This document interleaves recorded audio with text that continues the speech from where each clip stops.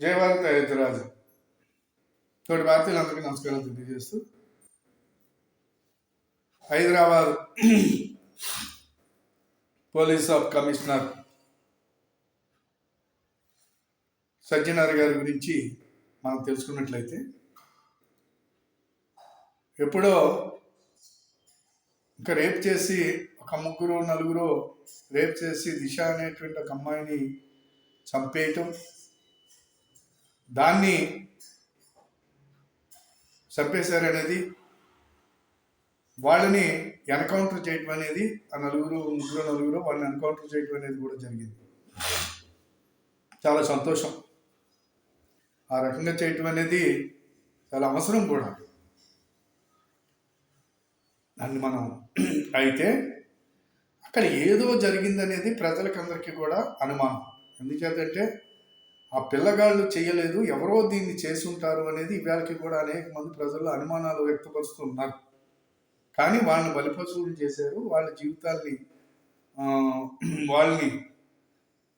వాళ్ళని ఎన్కౌంటర్ చేసినా ఎవరు అడిగేవాళ్ళు ఉండరు అనేటువంటి పద్ధతులు చేశారనేది ఈ ప్రజల్లో ఇదంతా కూడా. నేనైతే నిజంగా వాళ్ళు చేస్తుంటే వాళ్ళనే కాదు, ఎంత పెద్దవాడైనప్పటికైనా సరే ఎన్కౌంటర్ చేయవలసింది. అందులో మాత్రం ఎలాంటి సమర్థించేది ఉండదు. దానికి ప్రజలు కూడా సంతోషిస్తారు. అయితే ఇక్కడ జరిగినది ఏంటంటే, ఈ సజ్జనార్ అనేటువంటి ఆఫీసర్ గారిని నేను ఏమడుగుతున్నాను అంటే, ప్రతిరోజు ఇప్పుడు అప్పుడు జరిగినటువంటి ఎన్కౌంటర్ తర్వాత కూడా చాలా మటలు, చాలా అత్యాచారాలు, హత్యలు జరిగినాయి. ఇవాళకి జరుగుతూనే ఉన్నాయి. మామూలుగా కాదు, ప్రతిరోజు తెలంగాణలో శవాలు దొరుకుతూనే ఉంటాయి, రేపులు జరుగుతున్నాయి. చిన్న పిల్లల దగ్గర నుంచి ఒక 6 మాసాల పిల్లల దగ్గర నుంచి 60 సంవత్సరాల ముసలి వరకు ఆడవాళ్ళ మీద అత్యాచారాలు జరుగుతున్నాయి అనేది జగమెరిగినటువంటి సత్యం కదా. మరి ఇందులో చాలామంది బలిసి ఉన్నటువంటి బడాబాబుల కొడుకులు అనేది ఈ సజ్జనార్ గారికి తెలుసు కదా. మరి ఎందుకని చెప్పేసి ఎన్కౌంటర్ చేయట్లేదండి. ఆడపిల్ల వంక చూసి వికిలి శాస్త్రాలు చేస్తేనే ఎన్కౌంటర్ చేయాలి, అందులో ఇంక ఎలాంటి సందేహం లేదు. దాన్ని కోర్టులు కాదు కదా, అది చట్టమా, కోర్టులా, లేకపోతే ప్రభుత్వాలా ఏదో చెప్పుకుంటాయి అనేది మాత్రం తెలియదు. ఇక్కడ ప్రజలు ఆమోదించేది,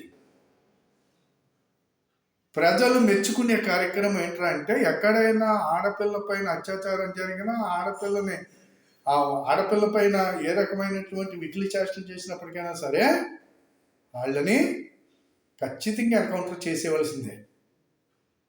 అలాంటి కార్యక్రమం చేయటం అనేది తెలంగాణలో ఒకే ఒకటి ఆ యొక్క కార్యక్రమం ఆనాడు జరిగింది. కానీ ఇవాళకి కొన్ని వేలు, వందలు కూడా కాదు, వేలు జరుగుతూ ఉన్నాయి. ఆ తర్వాత జరిగినాయి. వీళ్ళందరి పైన ఎవరిని జైల్లో పెట్టలేదు, ఎవరికి శిక్షలు వేయలేదు, ఎవరిని మామూలుగా వీరు ఎన్కౌంటర్ చేయలేదు. వీళ్ళు జైల్లో పెట్టడం అనేది మహాపాపం. జైల్లో పెట్టకూడదు. జైల్లో పెట్టి వీళ్ళకి భోజనం పెట్టడం అనేది ఇంకా మనం చేసే తప్పు. అంతే కాబట్టి ఎంతమందిని నువ్వు జైల్లోనే పెట్టలేదు, ఎవరిపైన ఏ రకమైనటువంటి చర్యలు లేవు, రోజు చూస్తూ ఉన్నాం. దయచేసి నువ్వు చేసినటువంటి ఒక అమాయకుల పైన ఎన్కౌంటర్ చేసావు అనేది ప్రజల యొక్క భావన. కాబట్టి ఈ ఆఫీసర్లు, ఈ ప్రభుత్వాలు ఏవైతే ఉన్నాయో, ఈ ప్రభుత్వాలు ఏది చెబితే అది చేసేటువంటి డిపార్ట్మెంట్. చట్టంలో ఉన్నావు, చట్టం ప్రకారంగా నువ్వేం చేయాలో నీకు తెలియదు. నీకు తెలిసినప్పటికైనా సరే ఆదేశాలు నీకు పైనుంచి రావాలి. కాబట్టి ఈ రకమైనటువంటి కార్యకలాపాలు చేస్తూ అమాయక ప్రజలమైన కేసులు మోపుతూ అనేక రకాలైనటువంటి అవినీతి కార్యకలాపాలు చేస్తున్నారు ఇటు ప్రభుత్వాలు, అటు డిపార్ట్మెంట్లు అనేది ప్రజలందరూ కూడా జగమెరిగినటువంటి చర్చ. అంతే కాబట్టి ఇక్కడ గమనించవలసింది ఏంటంటే, ఈ డిపార్ట్మెంట్లు ఎన్కౌంటర్లు చేయవు, ఈ ప్రభుత్వాలు చెయ్యవు. ఖచ్చితంగా చేసేటువంటి కార్యక్రమం ప్రజలే వీళ్ళని ఎన్కౌంటర్ చేయవలసినటువంటి పరిస్థితి ఏర్పడుతుంది అనేది ప్రజలే మమ్మల్ని ఎన్కౌంటర్ చేస్తారు. ఇది ప్రజలు తెలుసుకుంటున్నారు, గమనిస్తున్నారు. కాబట్టి మీ యొక్క అధికారాలు ఎక్కువ రోజులు ఉండవు. ఇది గమనించుకోవాలి. ఎందుకంటే సజ్జనార్ అనేటువంటి ఆఫీసర్ ఏమాత్రం నీతి నిజాయితీ మీ దగ్గర ఉంటే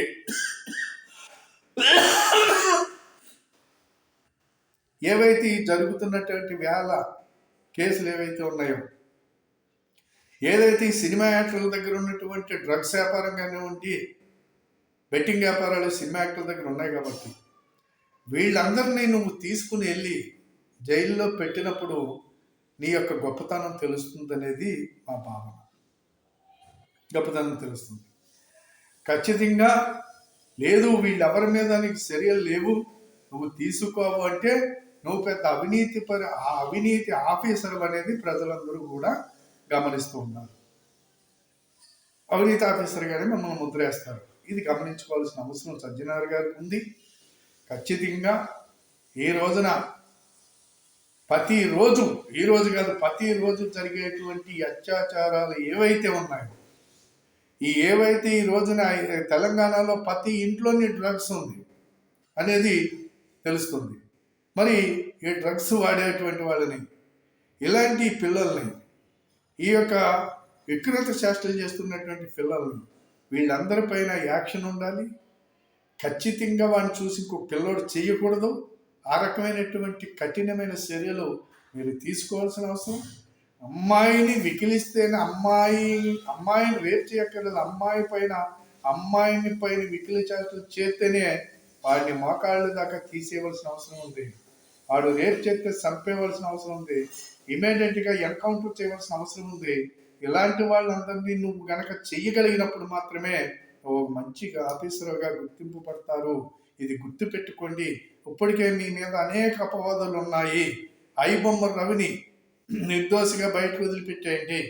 ఐబొమ్మ రవిని మీరు హింసించినట్లయితే మీరు ఖచ్చితంగా చాలా తప్పు చేసిన వాళ్ళు అవుతారు. మీరు సంఘ విద్రోహ కార్యకలాపాలు చేస్తున్నటువంటి ఈ సినిమా ఇండస్ట్రీ వాళ్ళకి కొమ్ము కాసి మీరు పని చేస్తున్నట్టుగానే ప్రజలందరూ భావిస్తున్నారు. ఇది గమనించుకోవాల్సిన అవసరం సజ్జనార్ గారికి ఉందని చెప్పేసి ఈ సందర్భంగా నేను మరీ తెలియజేస్తూ ప్రభుత్వాలకి ఒక హెచ్చరికగా నేను చెబుతున్నాను. ప్రజల్ని దోచుకునే వాళ్ళు ఈనాడు డిపార్ట్మెంట్లు కానివ్వండి, అదే రకంగా మీరు ఏదైతే మామూలుగా మీరు ఈ రోజున సినిమా ఇండస్ట్రీ వాళ్ళు కానివ్వండి, ప్రభుత్వాలు కానివ్వండి, మీరందరూ కుమ్మక్కయ్యి ప్రజల్ని దోచుకుంటున్నారు అనేది ప్రజల భావంలో ప్రతి మనిషి మనసులోకి పోయింది.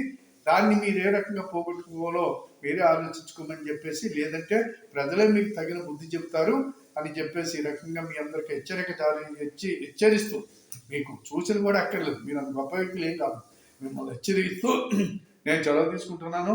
ఈ వీడియో చూసిన వాళ్ళు 10 మందికి షేర్ చేయండి, సబ్స్క్రైబ్ చేయమని కోరుతూ మరీ మీ అందరికీ కూడా నేను ఆలోచించుకోండి అని చెప్పేసి చెబుతూ, సినిమాలు మానేయండి, సినిమాల జోలికి వెళ్ళకండి దయచేసి.